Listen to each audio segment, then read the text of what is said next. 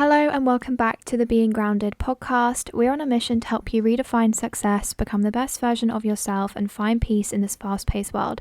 Hi, my name is Fleur. And hi, my name is Molly. And in today's episode, we are basing it off of another one of Fleur's random thoughts. So I was actually thinking about this on the way home when I was driving. We're just going to go head first into the episode. When I'm driving, I have moments where I can just really think about things that are I don't know, maybe a lot of other people wouldn't think about them, but I was also thinking about it at work when I was during my break, when I was coming off of my coming out of the pharmacy. I was just thinking 2 months ago, there is no way I would have been able to do what I'm doing now. And that can be said for so many different aspects of my life, like driving confidently and not being scared. There was literally thundering rain and hail. I couldn't see anything while I was driving, and yet I was just vibing. I was like, whatever, it's fine. I didn't even care.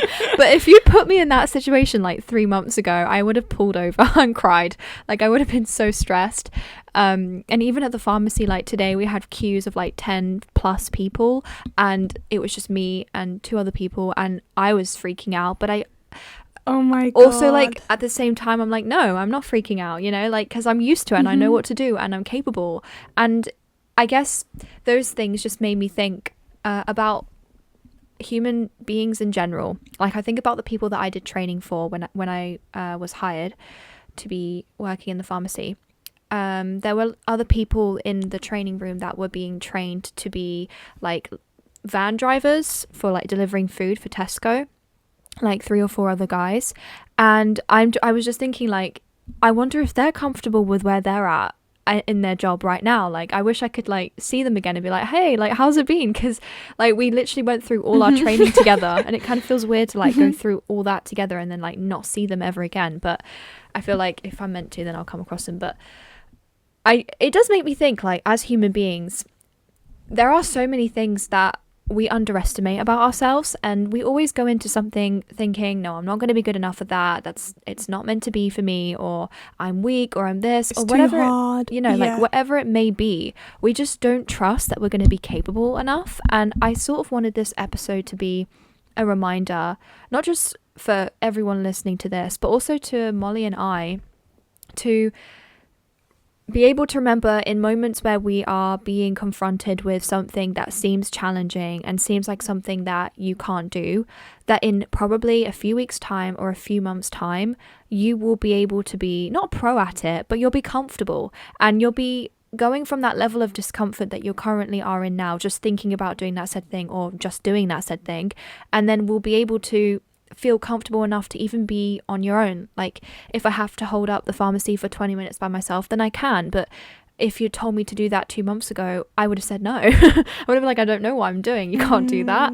And I feel that's something that everyone can relate to, whether it's school, whether it's careers, whether it's even relationships, the level of closeness that you can go from meeting someone and not knowing anything about them and thinking, overthinking, I guess, just being oh, they probably think this about me, or they think this about me, or I'm never going to be friends with them, or this is never going to happen. But then in a few months' time, you look back and you're it's crazy because you're so close to that person now. Yeah, it's crazy. Yeah, do you know, it's so crazy. I even think about times recently or times in the past where I've thought of something that I really wanted to do, but almost backtracked and almost thought, are you actually really capable of this? Can you actually do this? Do you know how to do this? And it's in those moments where where you almost you can really pick up the insecurity in a way, because I'm not saying it's an insecurity, it's almost the area of your life where you can develop and improve more on. For example, right, there was something that I really wanted to do recently, and when I turned up to do it, I thought to myself, oh my god, what have I signed up for? Am I even gonna be, I just did not think I was good enough. I did not think I was qualified enough. I didn't think that I could do this in any stretch of the imagination. And I was just kind of really doubting myself. And it was in moments like that where I thought, Molly, why are you doubting yourself? Where does this come from? Who has instilled this type of doubt in you, where you think you can't achieve it? And it just goes to show how quickly times can change, because that's just one experience where, to be fair, I did not end up carrying out the the thing because it just didn't happen, didn't work out, but that's okay. But there has been times before where I thought to myself, this is so hard, I can't do this anymore, I can't do this. But then when I keep going and when I do it and I prove to myself that actually you can do it, it is achievable, nothing's unachievable, you can do it. Who told you can't, you know?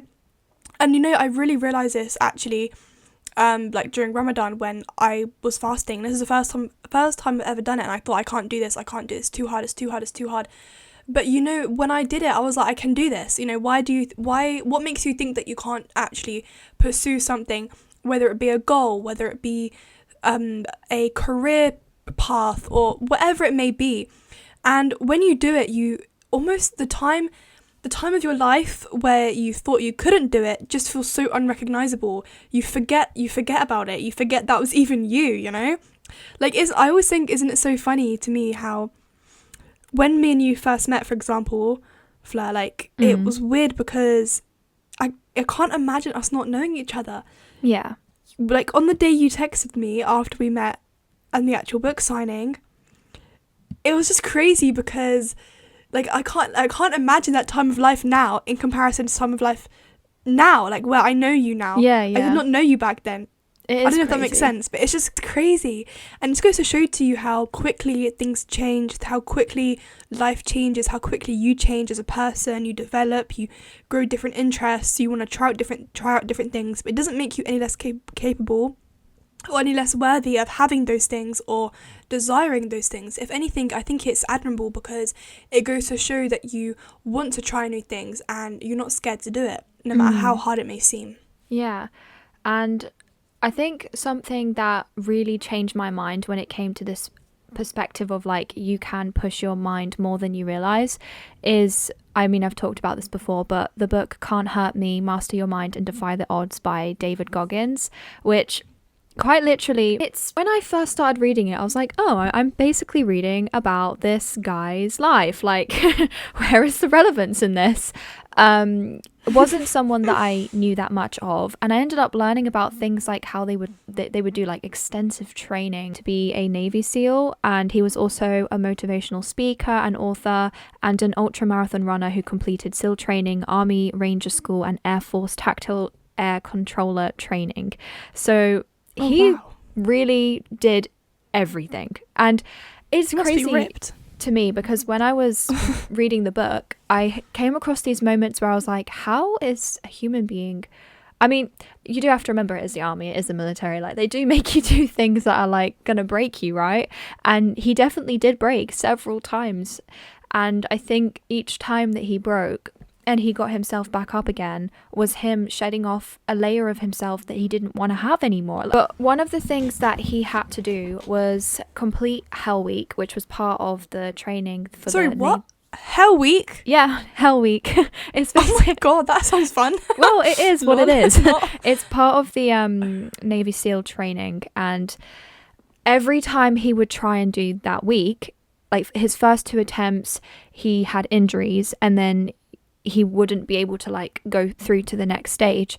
But then he came to the 3rd attempt and managed to get through to it, and he created this mental technique where basically it's called the cookie jar, and you build resilience by filling a mental jar in your mind with past accomplishments, challenges overcome, and failures learned from.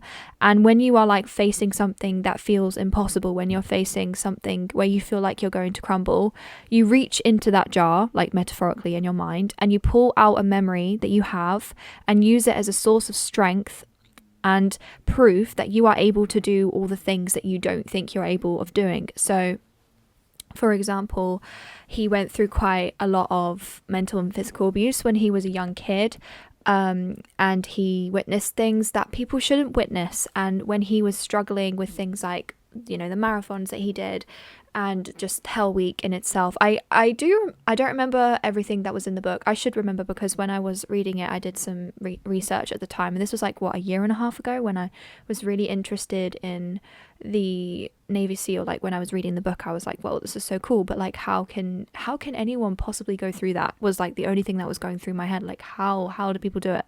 And he was just a boy, you know. it's like when you look at him now, he's like an incredible man, right? But he was just a boy, and we are all just little children at the end of the day, right? And even he had his moments where he was overweight in a specific area at like time of his life, and he was in a job he didn't like, and a relationship that he wasn't happy with, financially was not stable, where he managed to get himself from that to where he is now. And the only thing that can help you to get to that point is by using your mind and not you having it as like your enemy.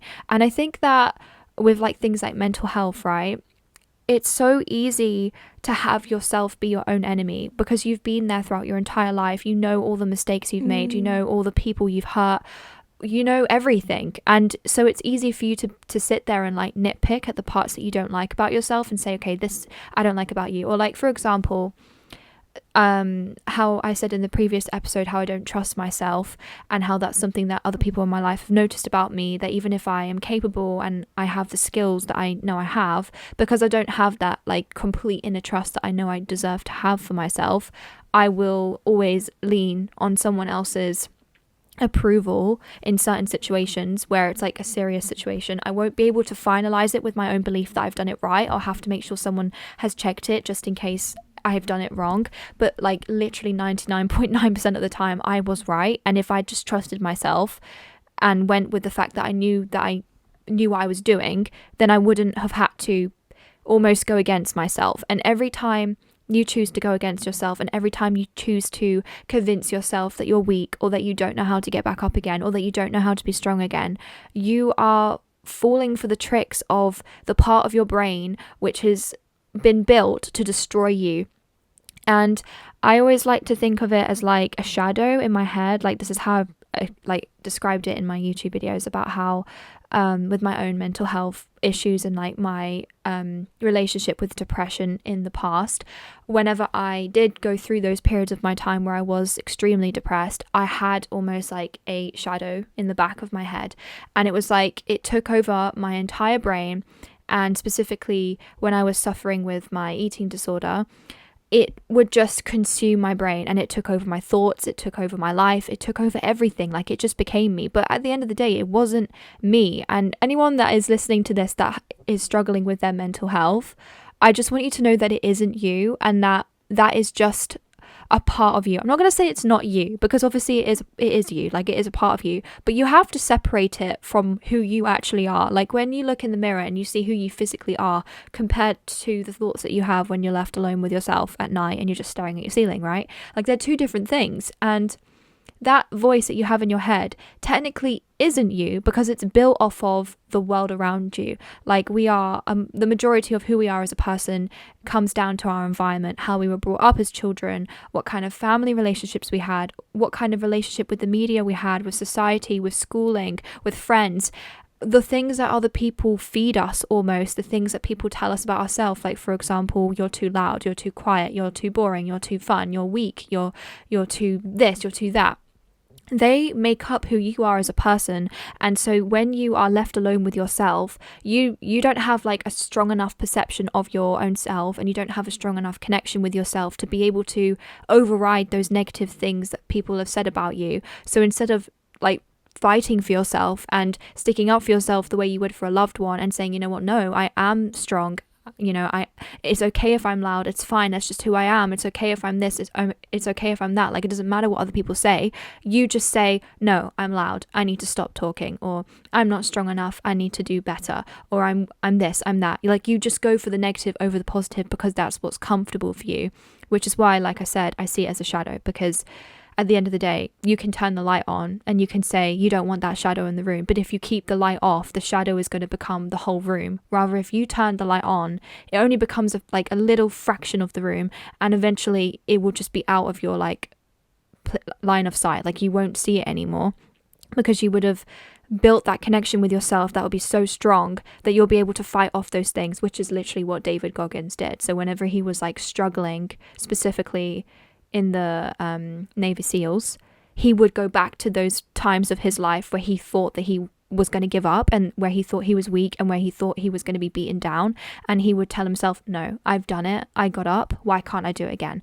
And Another thing that he always used to say is that when you feel like you're about to give up, that is your strongest point. And they say that a lot in like the army or the military, which is probably where he got that from. That when you think that you are literally just about to give up, that is when you need to push harder. It's like push to failure in the gym. When you think you're your weakest, that's actually when you can prove to yourself that you are your strongest. And just when you think that you can't push further, that's when you should push further to prove to yourself that you can. And when you prove to yourself you can, you are building that ability to remember in the future that you can be strong if you let yourself be strong. Yeah, that's actually so interesting, and I've got a lot to say from this. And firstly, I want to say, wow, like I never knew that about the whole, when you feel like you're about to give up is when you're actually sort of about to like win, that's when you can prove to yourself that you can do it. And that's so interesting. I've never heard that take before. Oh my God. You need to read the book. And I think I should now. But you know what though? It's simple mindset shifts like this, like the whole cookie jar thing, like what Fleur said about when you feel like you're about to give up is when you should keep going, like all these different things. It's simple mindset shifts like this, which can actually just change your life, Could you imagine, if the woman who invented Canva gave up after the first person said no to her idea? Could you imagine what would have happened if she didn't keep going for the next 99 times, I think it was, until she got finally invested in and finally look at Canva today, Imagine if she'd have given up. Imagine if she felt like giving up at the 34th time or the 50th time, and she just felt like giving up. You would not have Canva. We would not have Canva today. And that's so crazy, because all the great people, all the great ideas, all the great businesses, all the great projects only work if you don't give up. Obviously sometimes if you realize that it's not for you and you're not enjoying it, it's not a passion, that's completely different. But if you are enjoying it but you're finding it really hard, it doesn't mean that maybe it's not for you. It means that it's a sign that you should keep going, because what is it, Fleur always says is one thing, she's like, good things don't come easy. And I think it's so true. I think the things that you really want in life, for example, let's look at the podcast as an example. We've had so many, as you probably know from the other episodes, have had so many trials, tribulations with it, because obviously we tried to go onto YouTube, and then we've had problems with the files and this and that, and it's one thing after the other. But one thing we have always done, even when it felt hard, is be consistent. We have, in the grand scheme of things, however many episodes we've had out, which I've lost count now. Out of all the episodes we've had out, we've only missed, like, I'd say about 5 or 6 this whole year. Maybe a little bit more. Like, we haven't really missed many at all. And to me, that goes to show dedication, that goes to show resilience, and it also goes to show consistency. And if we felt like giving up, we would never know what this podcast could have been. Like if we'd given up the first time it went wrong, the second time it went wrong, imagine if in a year's time this podcast is like the biggest podcast in the world. We're on billboards around New York, like, do you know what I mean? We're the most inspirational women of the year, Forbes list, all these other cool things, right? Could you imagine if we'd have given up? Like, we would never have been able to have seen that success. We never would have been able to have known how far we can get, how far you can push yourself, how far you can actually go when you just believe. And I think the best way for you to try and like combat this, and this is also linking on to what Fleur said too, is actually realizing and understanding why you feel a negative way about yourself. Because, most of the time, I guess it is insecurity, because you are filled with such negative sort of self-doubt, because you know yourself so well, because you know every single part of you, it's easy to pick apart the bad stuff, like Fleur said. I'm just like bouncing off what she said, because I've got a lot to add to this. I really like what she said. I think that because you know yourself so well, because you have so many opinions and expectations of how you should live your life, how other people think you should live your life, and etc, etc, etc. I think the best way in which I have found is almost like simplifying it for myself. So I almost take myself outside of my body and almost imagine, what advice would someone give me? What advice would I give myself? For example, okay, what you need to do is you need to get up and do XYZ, because that's how you're going to achieve the goal. And taking it in that mindset almost very much simplifies it. And I think this is the best way in which I personally have found, is just where I don't deep it too much. And when I get these thoughts come into my head of, yeah, but what about this? And what about that? What about this? What about that? I just have to genuinely shut it out and think, shut up, like, not today. Yeah, which is what I do. Like, you just have to take control. Another thing that David said, and this is specific for like dreams and goals, is like to write each one on like a post-it note and then to like stick it on your mirror until like literally basically your mirror is covered. And it's like every time you look in the reflection, you're not seeing the bad things of what you see, you're seeing your goals and you're seeing your dreams, and it kind of inspires you to keep going. Because like I said, when I was in those like low moments of my life, it was very easy for me to tell myself that I couldn't achieve the things that I wanted to achieve, or that I wasn't worthy of love, or that I wasn't worthy of healthy friendships, or that I wasn't worthy of being the kind of person that I'd always dreamt of being. But of course I would think those things after, like, you know, certain experiences that you have as a person. Like, each one kind of molds why you think about yourself and why you think about the world and why you think about other people, which is why, like, again, another thing I was thinking about today was, it's crazy to me how different people are, and how, like, even for the smallest things, we all just do things so differently. We all just think about things in such a different way. And that's so beautiful to me, that as human beings, we are so different and we want such different things.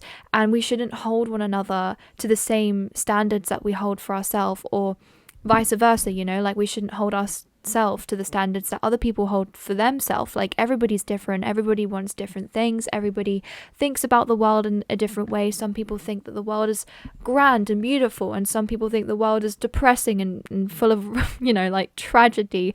Like, everyone is so different, and I think that's why, like, as a community, it works so well, because we can like work with so many different types of people and like connect with so many different types of people. Ideas, yeah, like, for example, I'm definitely an optimist. I've always been the kind of person to find a positive in any situation. And when I was younger, it used to really annoy people, like it really used to annoy people, because when anything bad would happen, I would be in the corner, like, you know, being happy, being like, no, it's fine.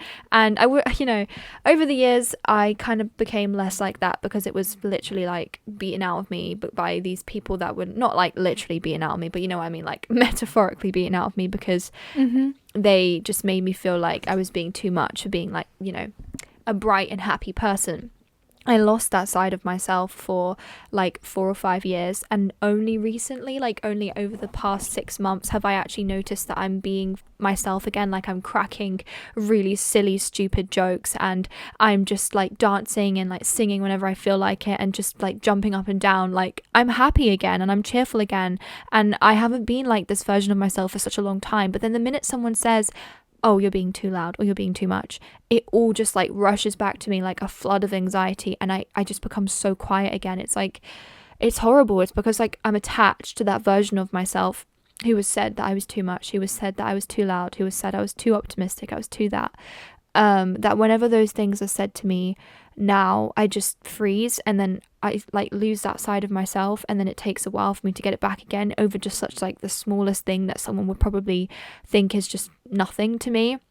And that's why, like, we're all so different as people, and we all deserve to be able to come back to ourselves again and to come back to our spark again. But the only way that you can do that is by believing in yourself and believing in your voice, believing in what you want for your life and what you want for who you are as a person, rather than what other people want for you, or what other people are saying that you should be. Or like, for example, with David, like, you choose your strength. You don't choose, like, you get to choose when you break down. You get to choose when you give up. Nobody is telling you to put down the weights when you're in the gym, you know, like, you choose to put them down. But if you want to push yourself and maybe even like go up or do more reps, like, that's your choice. So the whole thing with like strength really just comes down to how strong do you think you can be as a person versus how weak do you think you are.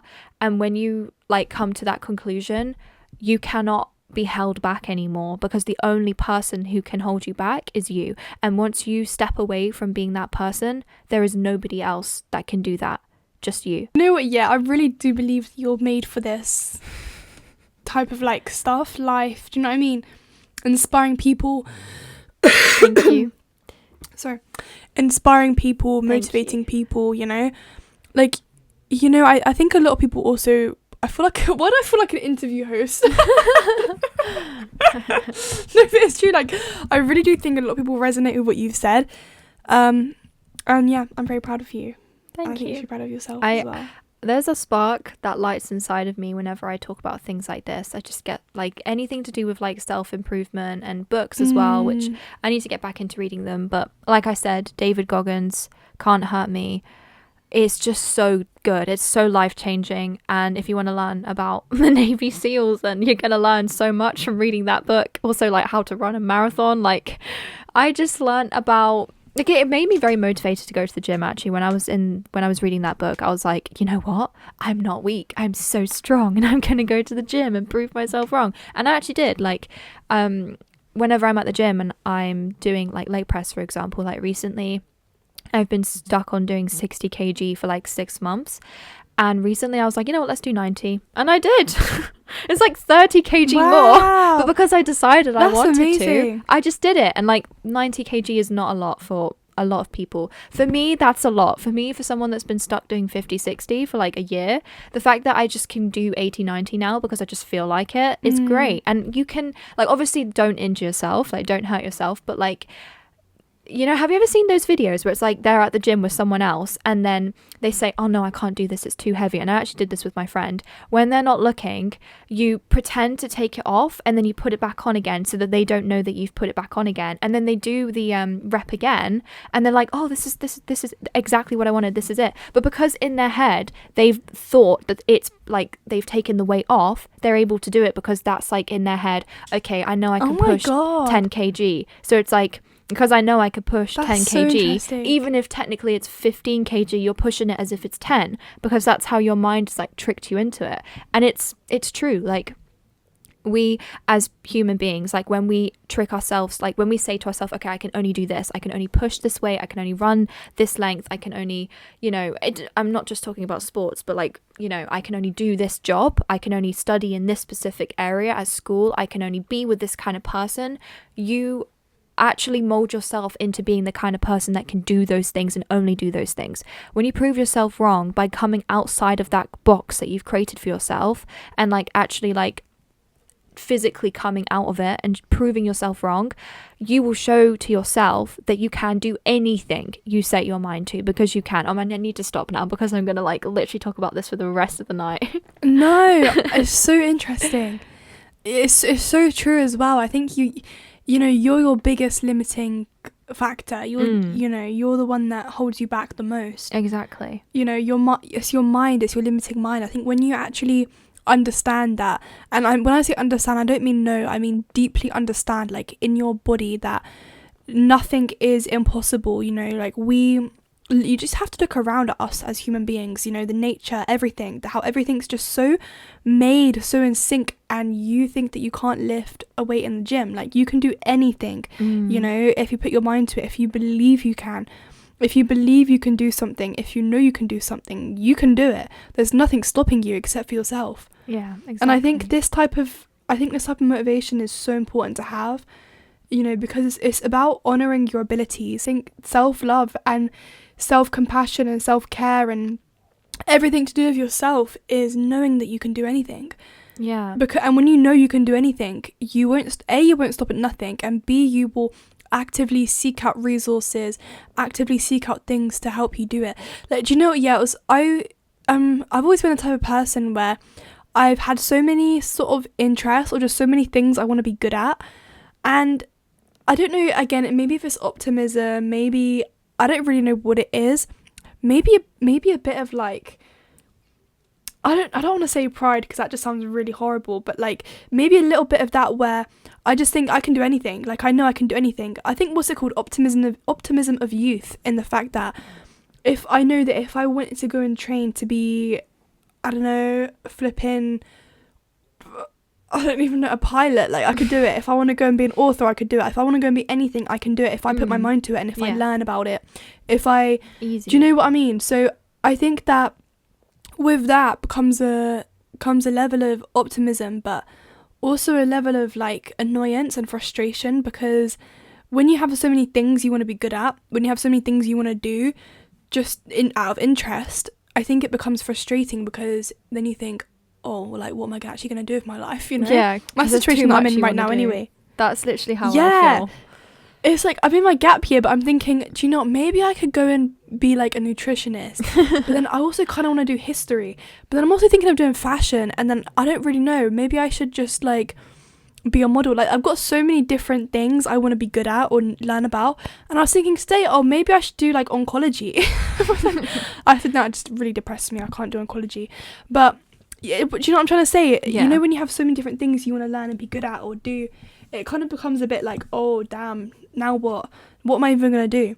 But I think you just have to really find your passion, find what really sparks your, and like ignites your light, and that is what will be your light. That's what you follow, you know. For me, that's always been content creation, so that's what I try and live by, and that's what I try and do, and try and, yeah. Anyway, should we end it off here? But one thing before you end it off, like, I definitely agree with you, and I do think that when you are like optimistic and you have like these dreams where you do think that you can like do anything you want to do, it can be very like surprising to other people, as I've said like many times. But if someone else has been able to do it, like for example David Goggins being an inspirational speaker when he was once at a point where he couldn't even think of doing that, if someone else can do it, why can't you? Like, I know that whoever's listening to this, you have someone in your mind right now who inspires you. Everybody has one person, whether it's a family member, a friend, or someone bigger than that, like an inspirational figure. You have someone who has inspired you since you were a little kid.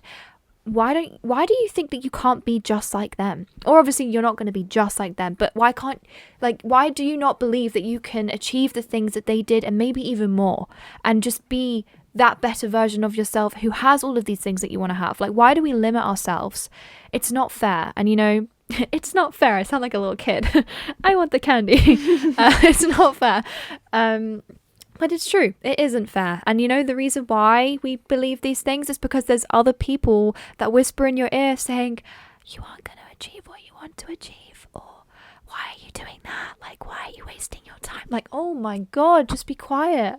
Just clap down. It's my life, you know? That's what you need to say. Like, these things that you want to achieve, this person that you want to be, it has nothing to do with anyone else. No one else has the right to sit down and say, you can't do that, or this isn't right, or you shouldn't be doing it like this. Or my favorite one, I wouldn't do that if I was you. Well, thank God you aren't me. Thank God. I'm so happy you aren't me and I am me, so that I can go and make my own decisions and you can go and make yours. That's so wonderful. Like, I feel like saying that every time someone says that to me. I think you should start saying that. I'm gonna start saying that. I really do. If someone says that to me, I'm gonna be like, thank God you're not me. Like, it's great then. I mean, obviously, if they have a reason to say that, like if I'm doing something really bad, then fine. But I'm saying, like, people will say that when I'm just simply trying to like do something like I love, you know, like, you know, the small things, right?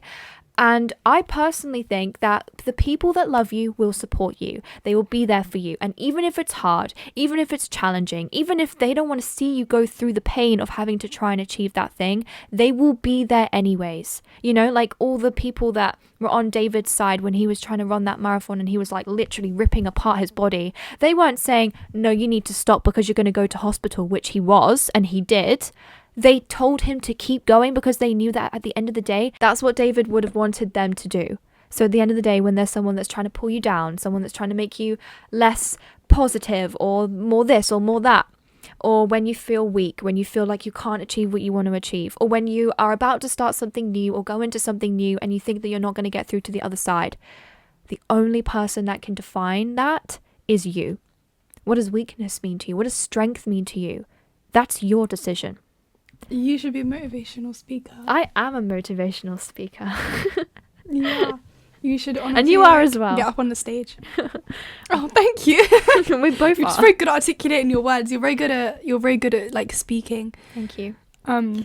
You are as well. But that brings us to the end of the episode, and we really hope you guys enjoyed. Before we end off, we both like to say one thing we're going to be doing this week to help us stay grounded. Fleur, what are you going to be doing to help you stay grounded? I'm not going to lie, I'm not doing anything grounding right now. I've been on a pharmaceutical course, which is so random, but like it makes sense when you know. So studying and journaling. I've been journaling much more recently than I have been. I used to journal every single day in the morning and in the night, and then I stopped for a few months when I finished uni because I just wasn't in the right place and there was a lot going on and I was too busy, I guess. And now I am getting myself back into it, and my ability to be a motivational speaker comes from my self-reflection. And if I didn't self-reflect, which is my favorite thing to do in the whole world, which is also people's worst nightmare, but not mine. I love to do it. I love to sit down and think about like all the ways that I can make myself a better person, and just think about my insecurities and think about my weaknesses and think, how can I change them? How can I shift them? How can I shape them? And how can I be stronger, right? I love to do that with my spare time. That's what I love doing. So if I didn't have that, I wouldn't be able to say the things that I say, right? Because everything I say comes from my own weakness and comes from things that I've struggled with, right? So anything that you would have been able to relate to in this episode are things that I've struggled with myself. So no one is perfect. We're all human beings. We all struggle.